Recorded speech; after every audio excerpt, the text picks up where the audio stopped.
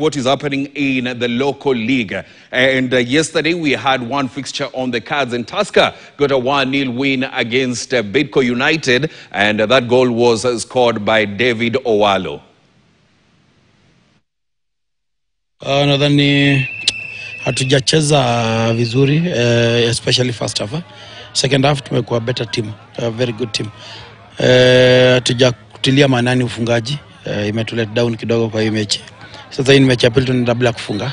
Sasa inaanza kukua concern. Ukiangalia second half yote, I think tumekuwa kwa mechi, kwenye mechi sana. Tumepata a lot of scoring opportunities. Ni sisi tu inafaa sasa tumakinike na tuwe clinical kidogo. Tumecheza na timu ambayo wako na quality nzuri in terms of hata defensively wamekuwa wazuri sana. Defensively wame defend poa. Hata vile tumekuja na mastrika wawili bado wameweza kumanage ama mastrika wawili. Unajua tumekuwa na tamaa ya kushinda. Tumetoka mbali.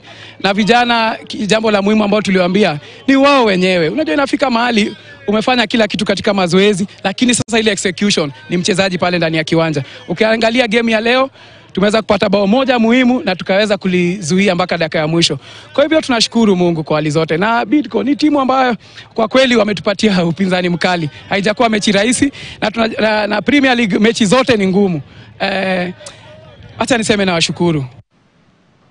Yes, coaches for both teams, that is Akulia for Bidco.